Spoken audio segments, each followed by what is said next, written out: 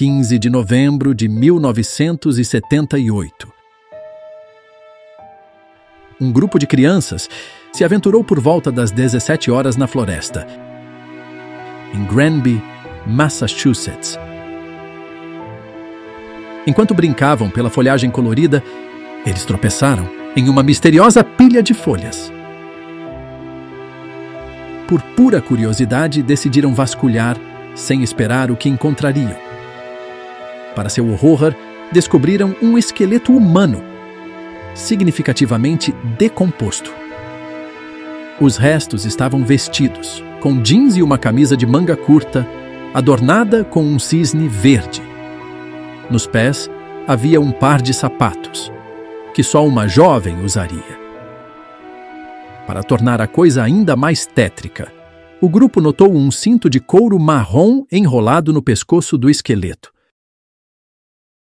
Não demorou muito para que os detetives chegassem ao local. Isolaram a área e, com atenção meticulosa aos detalhes, confirmaram o que as crianças já haviam adivinhado. Os restos pertenciam a uma mulher. A pergunta era: quem seria essa mulher? O que teria acontecido com ela? E quem teria feito isso? Algumas dessas perguntas só se responderiam 44 anos depois. Bem-vindo de volta a Mistérios Resolvidos. Continuamos vendo casos do mundo todo. E hoje estamos mergulhando na história comovente da Granby Girl, um corpo que ninguém sabia quem teria sido em vida. Vamos a mais um caso de Mistérios Resolvidos?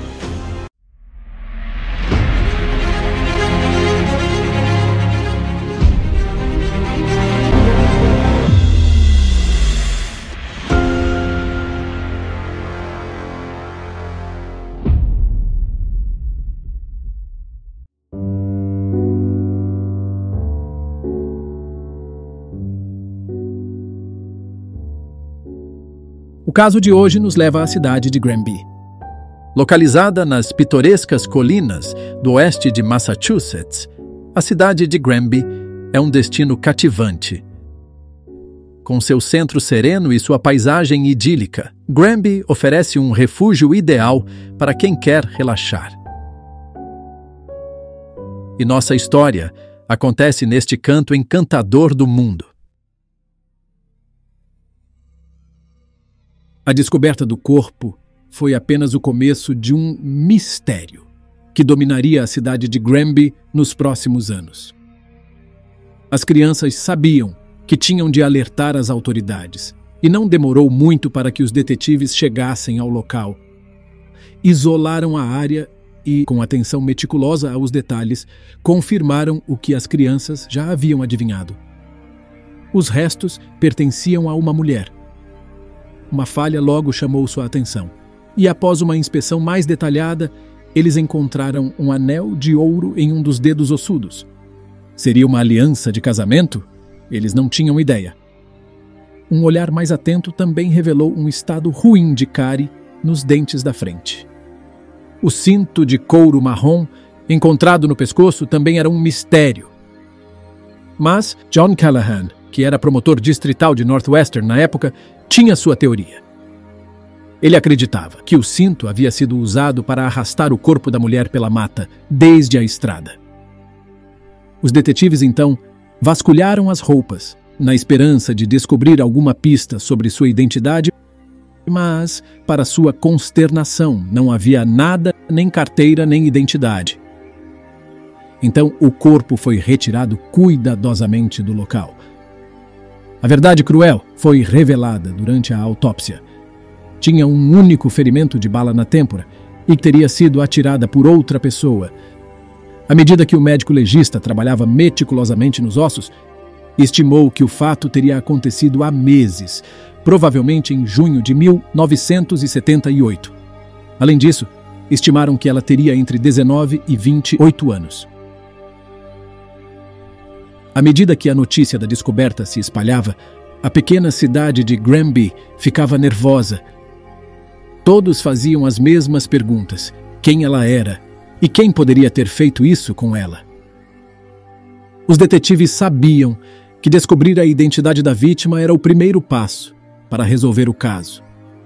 Mas enfrentavam uma tarefa difícil, pois tinham muito pouco que podiam fazer. Eles não tinham pistas e nenhuma identificação. Era como se essa mulher nunca tivesse existido. Apesar dos seus esforços incansáveis, não encontraram relatos de pessoas desaparecidas que correspondessem à descrição dela. Mais uma vez, determinados a não desistir, os detetives examinaram meticulosamente cada centímetro das roupas da vítima, na esperança de encontrar o menor indício, como uma etiqueta que pudesse lhes dar uma pista. Mas seus esforços foram infrutíferos. Não havia nada que indicasse de onde vieram as roupas. Frustrados, decidiram abordar o caso de um ângulo diferente. Eles começaram a estudar a área onde o corpo foi encontrado, e logo perceberam que estava perto de 5 faculdades, nomeadamente Mount Holyoke, Hampshire, Amherst, Smith College e a Universidade de Massachusetts. Uma centelha de esperança acendeu-se dentro deles, especulando que a vítima poderia ter sido estudante de uma dessas faculdades. Sem perder tempo, contataram cada uma das faculdades e fizeram perguntas sobre alunos desaparecidos. No entanto, para sua decepção, a resposta foi a mesma em todas as 5 faculdades. Não houve relato de nenhum aluno desaparecido. Os detetives do condado de Hampshire estavam de volta à estaca zero, mas se recusaram a desistir. Apesar de terem chegado a um beco sem saída, eles não tiveram escolha a não ser pensar fora da caixa. Então elaboraram um plano para comparar as radiografias dentárias da vítima com as radiografias de pessoas desaparecidas que se enquadrassem em sua descrição geral. Foi um tiro no escuro, mas valeria a pena tentar. No entanto, acabou sendo um esforço infrutífero, porque após inúmeras comparações, os raios-x não correspondiam a nenhum dos registros das pessoas desaparecidas. Semanas se passaram sem nenhuma pista, até que um raio de esperança brilhou. Um operador de hotel de estrada local contatou os detetives, afirmando que a descrição da vítima correspondia a uma mulher que havia se registrado em seu estabelecimento no início de 1978. Os detetives sentiram uma onda de excitação e rapidamente começaram a investigar esta nova pista. No entanto, suas esperanças logo foram frustradas quando encontraram a mulher viva e bem. A decepção era palpável à medida que os dias se transformavam em semanas e as semanas em meses. A identidade da falecida permaneceu um mistério e a investigação dos detetives desacelerou significativamente. Sem nenhum nome para colar, a mulher recebeu o apelido de Granby Girl, em homenagem à cidade onde foi encontrada. Ela foi sepultada em Granby e uma simples cruz branca com as palavras Garota Desconhecida marcou um túmulo nos próximos anos. Em 1998, a comunidade decidiu se unir e homenagear a memória da Granby Girl. Eles nunca esqueceram a tragédia e o mistério que a rodeava. Permaneciam comovidos pelo fato de a filha, irmã ou amiga de alguém ter sofrido esse fim. E apesar de não saberem seu nome, queriam que ela descansasse em paz, reconhecida e lembrada. Então, com os corações cheios de compaixão, eles reuniram seus recursos e arrecadaram cerca de $500 para substituir a velha cruz desgastada por uma lápide. A nova pedra trazia a mensagem simples, mas solene. Desconhecida, 15 de novembro de 1978, aos cuidados de Deus. Os anos se passaram depois disso, e o caso da Granby Girl permaneceu sem solução, fazendo com que os detetives se sentissem desamparados. No entanto, com o advento da tecnologia do DNA, a esperança reinou nos corações daqueles determinados a fazer justiça à mulher não identificada. Em março de 2022, os detetives da Polícia Estadual de Massachusetts, em colaboração com o Laboratório da Polícia Estadual e o Gabinete do Examinador Médico-Chefe, embarcaram em uma nova jornada para resolver o caso. Com muito cuidado e precisão, o corpo foi exumado e uma amostra biológica foi enviada para Outram, um renomado laboratório forense no Texas, para análise posterior. Os cientistas da Outram mergulharam no trabalho com zelo, determinados a resolver o mistério de décadas. Eles analisaram o perfil de DNA da Granby Girl e, com a ajuda de seus genealogistas especialistas, montaram uma árvore genealógica que deu aos detetives uma nova pista a seguir. E então, depois de meses de espera e questionamentos, o avanço que eles esperavam chegou. Em 23 de janeiro de 2023, Outram contatou os detetives da Polícia Estadual de Massachusetts com a notícia que eles esperavam. Eles identificaram uma mulher em Maryland, que provavelmente era parente de Granby Girl. Os detetives sentiram uma onda de excitação. Finalmente, estavam um passo mais perto de descobrir quem era a Granby Girl. Não perderam tempo em entrar em contato com a mulher que tinha uma conexão potencial com a Granby Girl. No encontro com os detetives, ela revelou que tinha uma tia, desaparecida na década de 1970 e poderia ter sido a vítima não identificada. Além disso, ela revelou que sua tia tinha um filho chamado Matthew Dale, que morava na Carolina do Norte. Os detetives então foram se encontrar com Matthew e o informaram sobre o motivo da visita. Matthew, que já havia registrado seu DNA em um banco de dados, rapidamente forneceu aos detetives seu perfil digital de DNA. Demorou apenas algumas horas para fazer uma comparação de seu DNA com a da Granby Girl, e o resultado foi uma correspondência 100% entre pais e filhos. Foi um momento de júbilo para todos os envolvidos. A garota Granby finalmente tinha um nome, e seu nome era Patricia Ann Tucker. À medida que os detetives se aprofundavam na vida de Patricia Ann Tucker, descobriram que ela nasceu em 28 de julho de 1950. Sua infância permanece desconhecida. No entanto, os registros mostraram que ela foi casada várias vezes e teve sobrenomes diferentes pelos casamentos, incluindo Patricia Dale e Patricia Heckman. Em 1977, ela se casou com seu último marido, Gerald Coleman, em Middletown, estado de Connecticut, e eles compraram uma casa na pacata cidade de East Hampton, cerca de 32 quilômetros a sudeste de Hartford, a capital do estado. Durante seu casamento com Coleman, seu filho Matthew, que era de um casamento anterior, morou com eles. Matthew tinha apenas 5 anos quando sua mãe perdeu a vida. Os acontecimentos que levaram a seu desaparecimento não são claros, mas de acordo com as lembranças de Matthew, em 8 de agosto de 1978, sua mãe, junto com seu marido Coleman, o deixaram na casa de uma conhecida, chamada Laura Holmes, prometendo retornar em breve. Mas ela nunca voltou, nem seu marido, Coleman.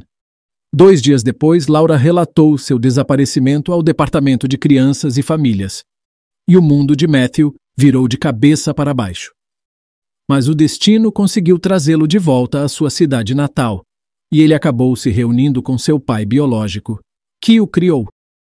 No entanto, a memória do súbito desaparecimento da sua mãe continuou a assombrá-lo até o dia em que os detetives bateram à sua porta.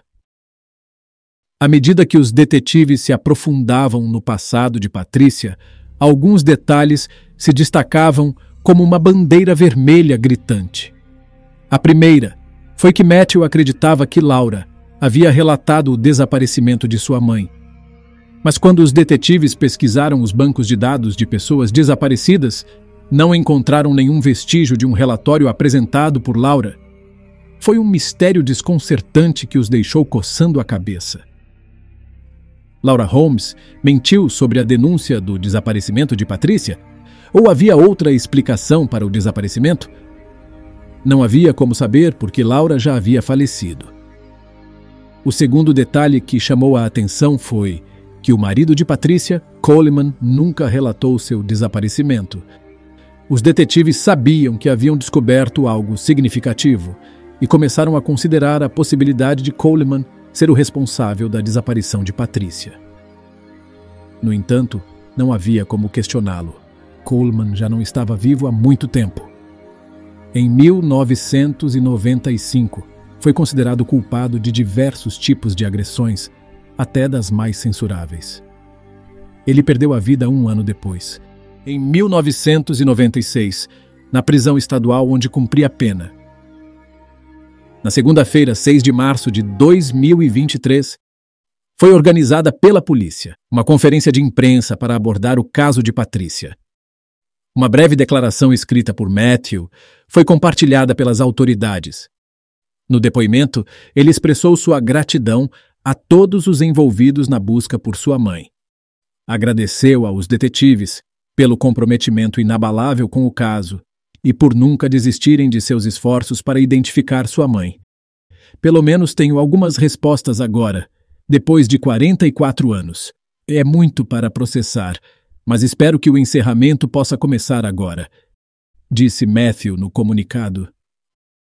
Enquanto o mistério de quem era a Granby Girl foi resolvido, os detetives continuam otimistas de que, com o tempo, surgirão mais pistas que poderão ajudá-los a finalmente montar o quebra-cabeça do que aconteceu com Patrícia. –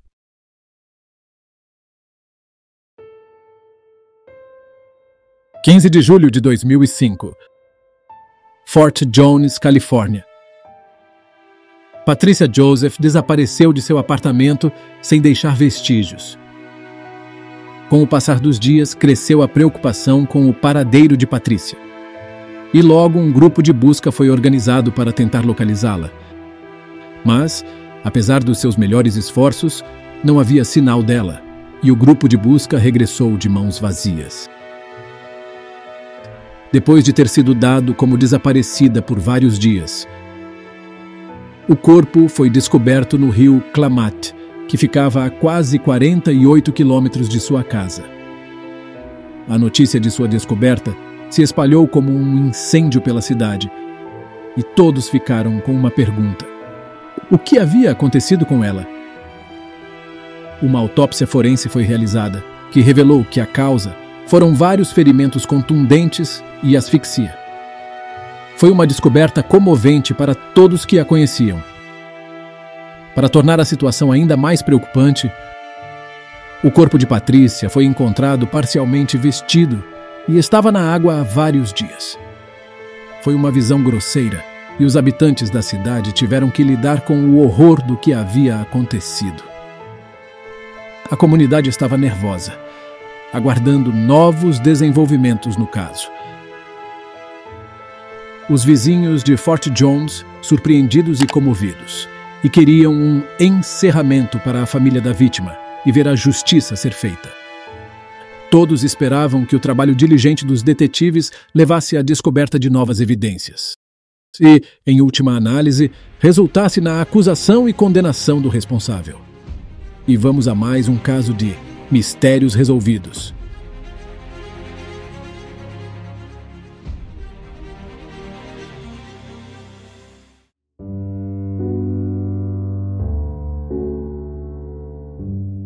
Este caso nos leva a Fort Jones, uma pequena cidade localizada no condado de Siskiyou, Califórnia. Com uma população de pouco mais de 800 pessoas, é uma das muitas cidades que circundam o Monte Shasta. Esta é uma comunidade pequena e tranquila, conhecida por seus marcos históricos e belezas naturais. A cidade recebeu o nome pelo coronel George W. Jones, que estabeleceu um forte na área em 1852, durante a Corrida do Ouro na Califórnia. Patrícia Joseph, ex-proprietária de um pequeno café, chamado The Country Time Café, na cidade de Fort Jones. Era uma mulher de 56 anos, com um coração caloroso e uma família amorosa. O povo de Fort Jones se lembra de Patrícia como uma mulher que trouxe alegria e conforto a tantas pessoas por meio de sua comida deliciosa e hospitalidade calorosa. Seu legado permaneceu na memória de quem teve a sorte de conhecê-la. Infelizmente, o mistério de como perdeu sua vida permaneceu sem solução, lançando uma sombra negra sobre a cidade nos anos seguintes. Os detetives designados para o caso de Patrícia Joseph estavam determinados a não deixar pedra sobre pedra em sua busca por justiça. Apesar do revés, de não encontrar inicialmente nenhuma pista viável, eles se recusaram a desistir do caso. Sabiam que a chave para resolver estava em não deixar pedra sobre pedra. Eles trabalharam incansavelmente, acompanhando todas as dicas e pistas que surgiam, por menores ou insignificantes que parecessem. No condado de Siskiyou, havia um homem chamado Philip William. Em 2012, foi preso sob a acusação de tirar a vida de Patrícia. No entanto, ele nunca foi formalmente acusado. Após sua prisão, o promotor público J. Kirk Andrews fez o anúncio de que seu escritório deveria rejeitar o mandado contra Philip, devido à falta de provas para levá-lo a julgamento. A notícia foi devastadora para a família e amigos da vítima, que esperavam que a justiça fosse feita. Apesar do revés, os detetives do xerife continuaram a investigar o caso arquivado com grande fervor. E o promotor Andrews permaneceu otimista de que evidências adicionais seriam descobertas. Eu acreditava que o caso ainda poderia ser resolvido e que o autor do crime seria levado à justiça, disse o promotor. Era um caso arquivado que permanecia sem solução há anos, assombrando a população do condado de Siskiyou e deixando um rastro de mal-estar. O caso de Patrícia foi um acontecimento trágico que deixou a comunidade abalada e em busca de respostas. Mas no início de 2021, a esperança começou a surgir mais uma vez, quando o xerife do condado de Siskiyou, Jeremiah LaRue, criou uma equipe de provas forenses de casos arquivados. A equipe era formada por profissionais altamente qualificados, com foco na priorização dos numerosos casos arquivados e na utilização de avanços modernos para revisar evidências físicas. Com os avanços na ciência e na tecnologia desde que o caso foi aberto, em 2005, pela primeira vez a equipe de casos arquivados viu uma oportunidade de reexaminar as provas com novos olhos, utilizando técnicas de ponta para as analisar, de formas que não eram possíveis antes. Eles estavam determinados a não deixar pedra sobre pedra em sua busca por justiça, trabalhando incansavelmente para descobrir toda e qualquer pista que pudesse levá-los mais perto da verdade. Os seus esforços não foram em vão.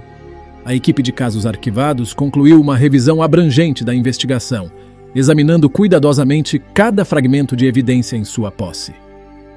E quando terminaram, reenviaram as provas ao Departamento de Justiça para nova análise. Os resultados foram bastante fascinantes. Usando os procedimentos forenses atuais e as evidências, eles conseguiram identificar um suspeito que há muito já estava na mira da polícia. As evidências irrefutáveis ligavam Philip ao caso e deram aos residentes do condado de Siskiyou o encerramento tão necessário que procuravam. Foi uma ocasião importante, um triunfo da tecnologia moderna e da determinação obstinada. E à medida que a notícia da prisão se espalhava pela comunidade, havia uma sensação de alívio e gratidão por a justiça ter finalmente sido feita. A equipe de casos arquivados provou que mesmo os casos mais antigos e desafiadores poderiam ser resolvidos com as ferramentas certas, as pessoas certas, e um compromisso inabalável com a verdade. Em 8 de fevereiro de 2023, o Tribunal Superior do Condado de Siskiyou estava lotado de pessoas que aguardavam ansiosamente pela acusação formal de Philip Fraze. Ele foi acusado de tirar a vida de Patrícia. Philip apareceu diante do juiz, parecendo estoico e desinteressado enquanto ouvia as acusações contra ele. À medida que a audiência avançava, ficou claro que as provas contra Philip Fraze eram fortes. A fiança foi negada a ele e foi condenado a permanecer sob custódia na cadeia do condado de Siskiyou com fiança de $2 milhões. A sala do tribunal explodiu em murmúrios e sussurros, enquanto as pessoas tentavam entender o que acabavam de ouvir. Finalmente, Depois de anos de espera, a justiça estava finalmente por ser feita. A satisfação do xerife LaRue, que liderou a investigação da equipe de casos arquivados, foi expressa em sua declaração. Afirmou que a detenção foi o resultado da determinação dos investigadores e refletiu o seu fiel compromisso na busca de justiça para as vítimas de crimes violentos e suas famílias. Mencionou que a equipe de casos arquivados continuaria a se concentrar nesses casos com dedicação. LaRue também elogiou todos os envolvidos na investigação pela sua devoção e agradeceu ao Ministério Público pela sua assistência. Ele expressou que os corações dos investigadores estavam com a família de Patrícia e que esperavam que a prisão levasse ao encerramento e à cura. A notícia da prisão de Philip Fraze causou ondas de choque na comunidade. As evidências do caso não foram especificadas, mas a análise produziu resultados convincentes conectando Philip Fraze ao caso de Patrícia, disse o comunicado do xerife. Finalmente, depois de todos esses anos, a justiça foi feita. As pessoas expressaram sua gratidão à equipe de casos arquivados que trabalhou incansavelmente para encerrar o caso. E embora nada pudesse trazer Patrícia de volta, sua família finalmente teve o encerramento necessário para iniciar o processo de cura. Nos dias, semanas e meses que se seguiram, a família foi consumida pela dor e pelo desespero. Eles lutaram para aceitar a sua perda, para dar sentido ao que não fazia sentido e para encontrar uma forma de avançar num mundo que parecia tão sombrio e vazio sem a sua mãe. Mas em meio à dor e tristeza, a família manteve uma coisa: esperança de que a justiça fosse feita. Que a pessoa responsável pela morte de sua mãe fosse responsabilizada por suas ações e que finalmente encontrassem o encerramento e a paz. E assim, quando a família acessou o Facebook para expressar seus pensamentos e sentimentos, foi com um misto de tristeza, saudade e determinação. Eles falaram do seu profundo desejo de justiça, do seu anseio pelo encerramento e do seu desejo pela sua amada mãe. Mas eles também falaram de outra coisa, algo que era igualmente importante para eles. Falaram do desejo de se lembrarem da mãe através de memórias e fotografias partilhadas, do conforto que as reminiscências positivas lhes trouxeram e do poder do amor para curar até as feridas mais profundas. Foi um lembrete comovente de que mesmo nos tempos mais sombrios, há sempre esperança. Esperança de justiça, esperança de cura e esperança de um amanhã melhor. Assim terminamos os 2 casos apresentados hoje, concluídos graças aos avanços da tecnologia. Futuramente poderemos apresentar estes mesmos casos com muitos mais detalhes. Por enquanto é isso que temos. Esperamos que tenham gostado. De ser assim, deixe-nos um like, compartilhe. E até o próximo Mistério Resolvido.